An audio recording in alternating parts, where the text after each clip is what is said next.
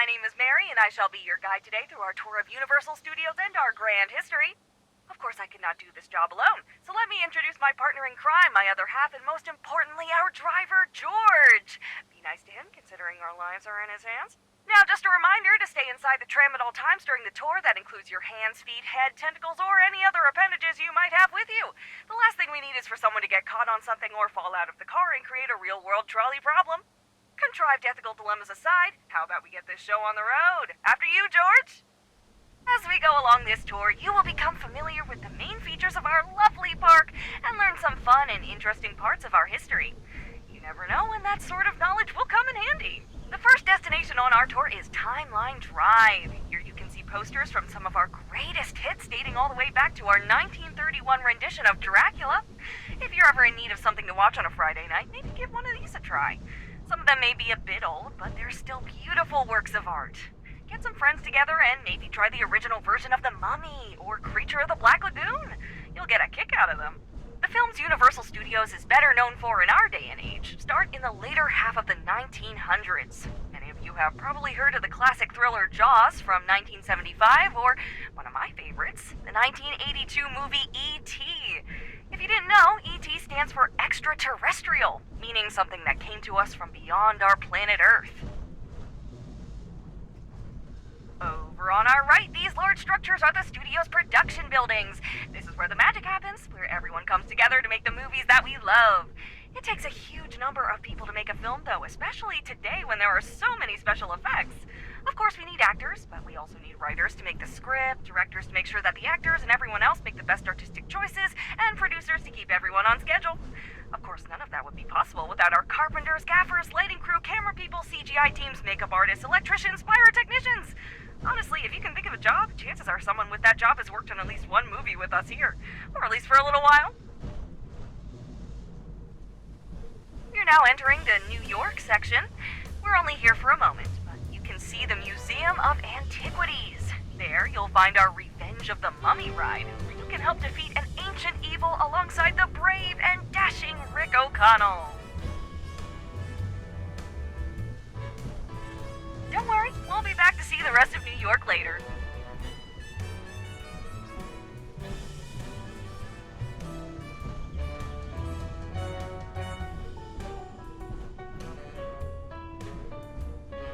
Now I welcome you to the Golden Gate City, San Francisco.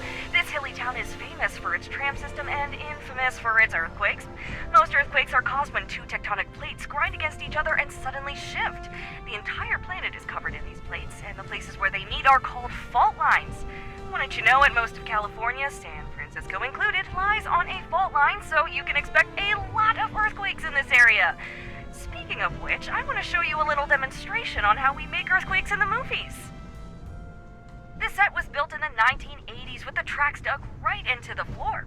When they were done with that movie, though, the guys in charge thought, earthquakes are pretty common in movies, so let's just keep this one. Now all they need to do is redecorate the scene whenever they want a different earthquake location. Let's see it in action.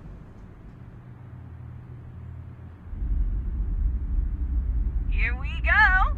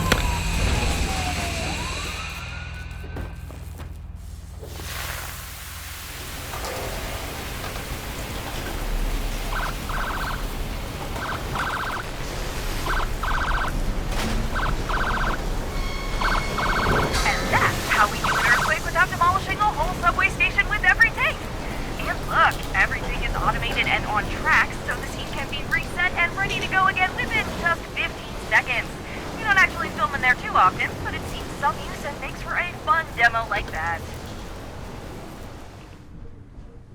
Anyhow, welcome back to the Big Apple.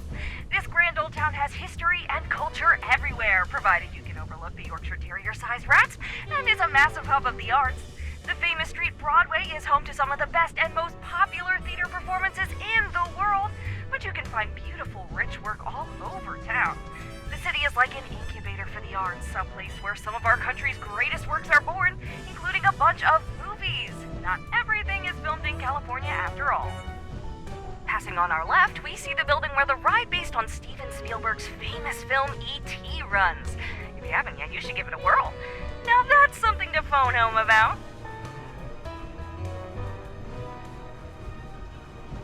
Now this is what we call Hollywoodland, and up here is our Monster Cafe, where you can see all of the classic monsters from our films, like Frankenstein's monster, Dracula, the Wolfman, and the creature from the Black Lagoon. And don't worry, they don't bite much. We're passing by the Universal Globe now. Right now it's missing something though. I heard that Woody Woodpecker asked you to help find the missing letters and restore the globe. I hope to see those letters back soon. The park just isn't the same without them all spinning around. Something smells swampy. I heard a green ogre lives over there.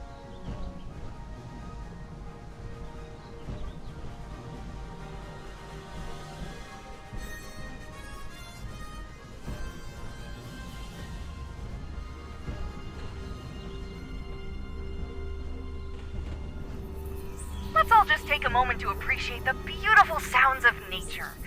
Of course, that's all just part of the movie magic. From here, though, we'll be taking a turn into the darker side of the park.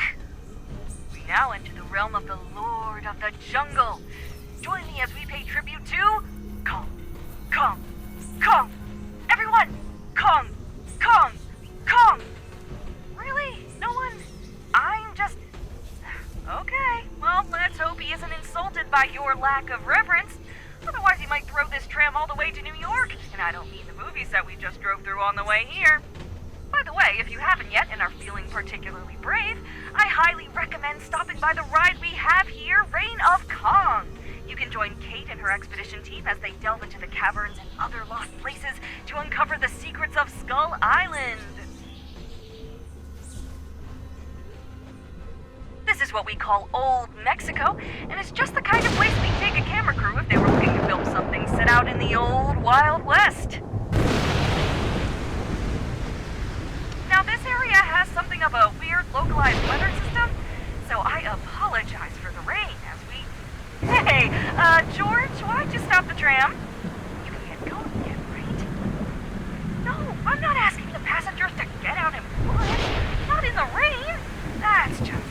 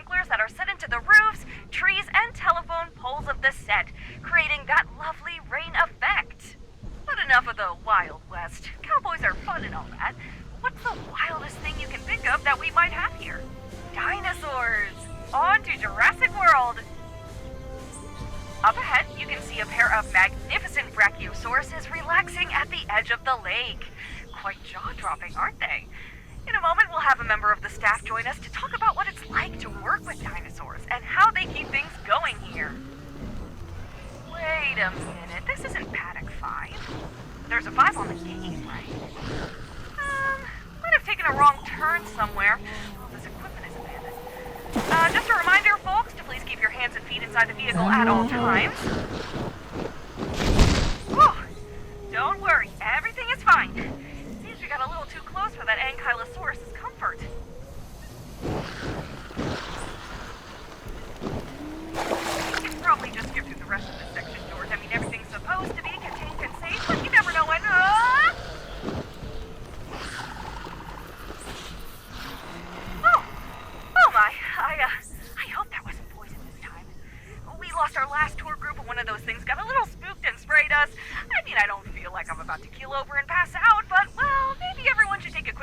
once we're done with the tour, just in case.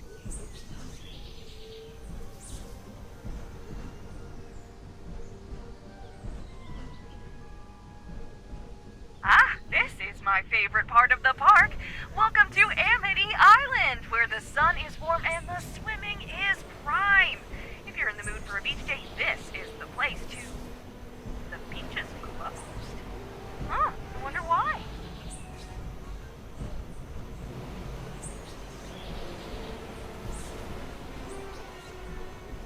Shark! George, get us out of here! Go, go, go, go, go, go, go! Tour group just cursed or something? I don't know how much more of this my nerves can take. Oh, where is Police Chief Brody when you need him? Well, if you don't mind the giant killer shark, you're all more than welcome to come back and enjoy the Jaws ride at Amity Island, where it's always the 4th of July. Oh, my heart. Seriously, George, I'm starting to think it's time we quit this gig. I mean, you saw what happened last week when the Velociraptors got Charlie. Now we're being charged by sharks and sprayed repeatedly by poisonous frilled dinosaurs. Well, I know it's otherwise a pretty good gig, but you don't think they'll feed us to the Velociraptors if we do, right?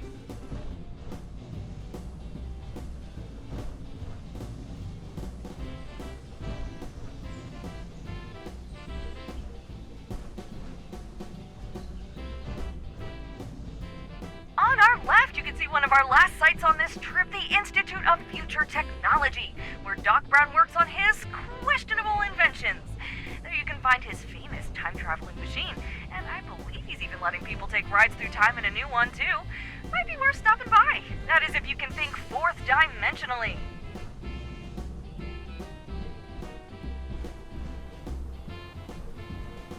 Speaking of time travel, we're going to go back in time to 1955 to the famous Hill Valley Square. Maybe you recognize it from Marty McFly's adventures in Back to the Future.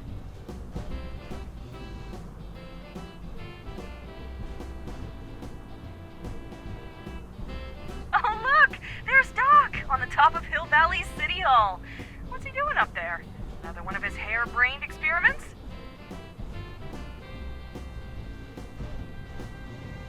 Let's stop for a second and see what he's up to. Though I don't like the look of those clouds. Hey, Doc! You need a hand or anything?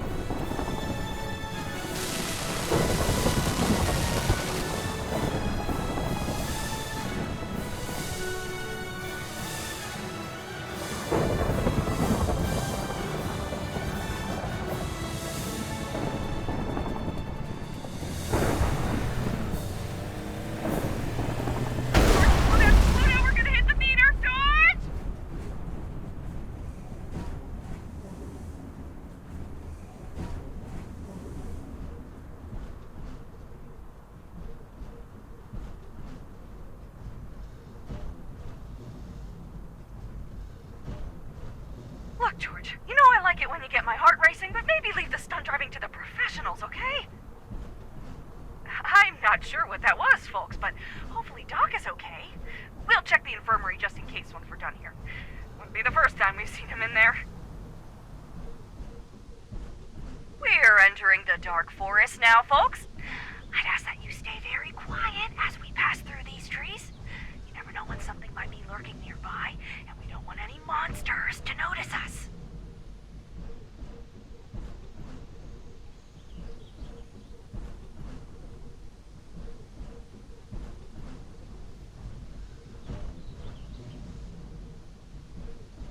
And here is our last stop on the trip, Little Europe and the Court of Miracles.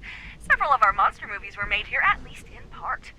Over there, you can actually see a set of double doors that were used to... What's that sound? And drive, George, drive! What was that about? That looked like the bride of Frankenstein's monster. But where is... Look, there he is! At the top of the windmill! How did it catch fire? I think he's trapped in there. Oh no, the poor thing! Just kidding. While it may look like the windmill is on fire, it's actually just special effects. They will put out those fires in a few minutes, and there won't even be a singe on the structure itself. Now, just to be clear, because a lot of people forget, forget about this. The monster we just saw is from the movie Frankenstein, but Frankenstein was the name of the scientist who created the monster, not the monster himself. A common misconception. But the scientist is the true monster of the story, at least in the original book, because of his arrogance, thinking he had power over life and death, and because he was unable to love his own creation. And with that, we come to the end of our time together. I hope that you enjoyed yourselves. If you did, my name is Mary, and my partner is George. If you didn't, my name is Sue, and the driver was just a figment of your imagination. Enjoy the rest of your day and come back anytime to ride Universal Studios' world-famous studio tour!